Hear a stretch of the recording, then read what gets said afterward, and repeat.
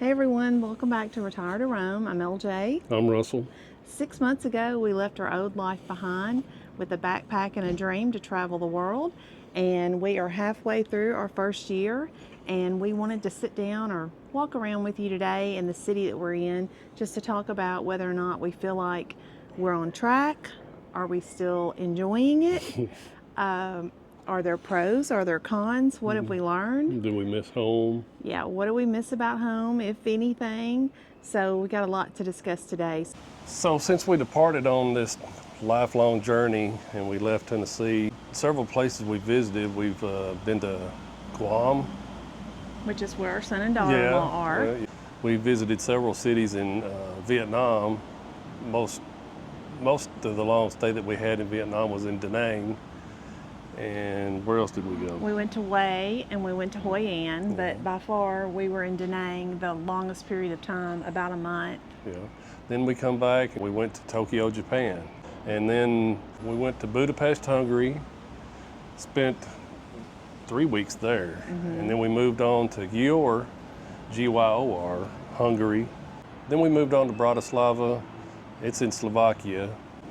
We went over for a day trip to Vienna, Yeah, we Austria. did. Yeah, we went to Vienna, Austria. We'd been to Austria before, but we had been to Salzburg. So we went to Vienna for one day, and then, of course, came back to Bratislava, and then left there to come to Brno, B-R-N-O.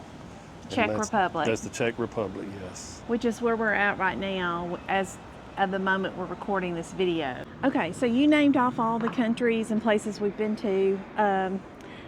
I guess we need to tell them what would be maybe our top favorite so far. And so which one's going to be for you? I don't think we need to include Guam because we love Guam and we've been there a while, right, more than any other place, but I don't think it's fair to claim Guam, although we love Guam. Yeah, I love Guam. Love Guam, it's beautiful. If I had to choose right now, my favorite, and I don't know if it's because it was the first place we went to, but I would love Da Nang, Vietnam. Yeah. I guess one reason I'm basing it on how friendly the people were. It wasn't scorching hot when we went there. The beach was nice, and the prices were unbelievable. They were cheap. I think I would agree on some aspects. The prices were phenomenal. You The can't food. beat, Yeah. well, I wouldn't say the food because I'm not much of an Asian food person. I am. I'm more of a hamburger girl Pizza. and pizza, as you can tell from my gut. But Russell's right. The people are super friendly. It was there were some things in Vietnam that I didn't care for. So I don't think that I would say it's my favorite. We're in Europe now. The architecture here and the history, it's second to none. I mean, Right. And I think that's more my thing than it is even yours. I guess the next thing we need to talk about are some surprising things that we've learned in the 6 months, both good and bad. We'll start with the good. What do you feel like you have discovered or learned in the last 6 months? I think I was worried when we first left of everything I owned going into one backpack for me, and you have your own backpack. But anyway, Yeah, we don't share backpacks. just worried that a backpack wasn't going to be enough. But I've come to realize that a backpack, I can fill it, and I've still got too much stuff in it when we're traveling. So I think it's a surprise. I think it's a good thing that I can live with a whole lot less than what I thought I could.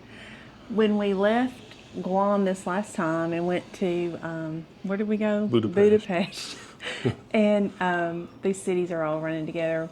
It was a little chilly, and so we took our coats with us. And when we left those behind. Yeah, we donated the coat because Yeah. it's already like been in the 80s here in Europe, so. And they were perfectly good coats, and the only coats we own at this point. But we were like, do we want to wag these around for the next 2 months across Europe and know that we're not going to use them? And we decided we would just donate them. I think another surprise that surprised me is I thought the language barrier everywhere we went would be just awful, and we'd be so lost with the transit system and everything. But it's been fairly easy, and one of the best things that I found out that we on our phone is Google Translate. It works wonders with the camera and just speaking with people. They're real friendly, willing to communicate with you everywhere we've been. Yeah, and there's been some other apps that we've used. Of course, Google Maps has been terrific. We're still on Google Fi for our self plan as of right now. ChatGPT has been great. Yes, yes. If we go somewhere and we can't read something, if we take a picture of it, put it in ChatGPT, it'll tell us all about what the building or what monument or whatever it is, history of it. So it's been fabulous. So with those tools, to me, Google Translate, ChatGPT, and Google Maps, and the calculator on your phone. Oh, yeah. Doing the conversion rates for you. If you don't know that feature's on there and you're overseas, your iPhone, and I'm sure your Android does the same thing, is a free button you can push on your calculator, and you can pick whichever country you're in, and it automatically gives you the conversion rate for the U.S. dollar. Yeah, it's great. It's been great. Okay, so now we have to discuss some of the things that have been difficult for us. What's your number one? Well, just communication back with family, trying to figure out the time difference and when we can, we can't really call, but we can do like WhatsApp and Messenger video, stuff like that, and trying to figure that out. Not every one of them have that app, and so you don't get to communicate with them. I guess just missing family like that. I think I agree with that.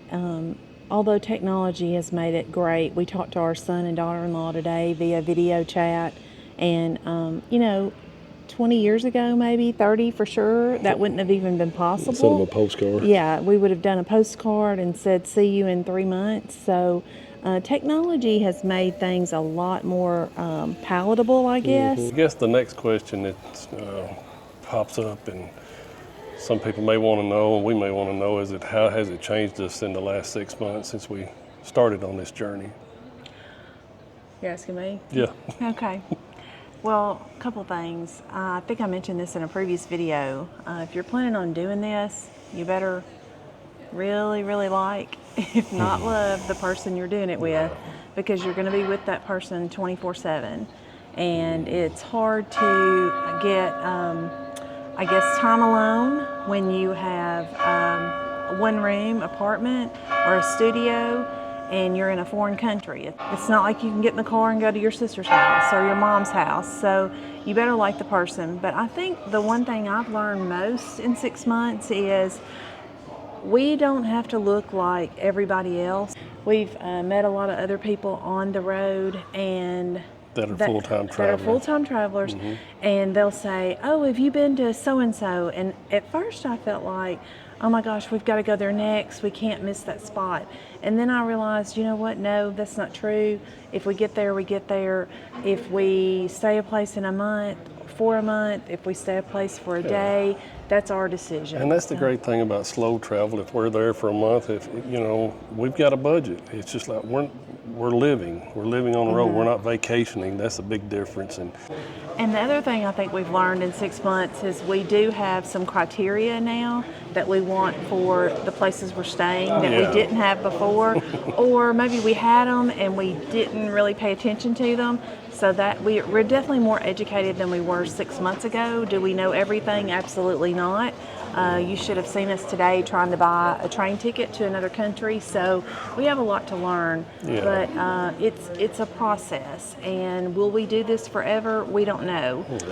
Will we do it another year? Will we do it another 6 years? We're not sure. I'm not bored yet. I'm not bored. No, definitely. The other thing, and I'll wrap this up, I guess the last thing that I personally have discovered is after doing this day trip a couple of days ago to Vienna, I don't want to do that anymore.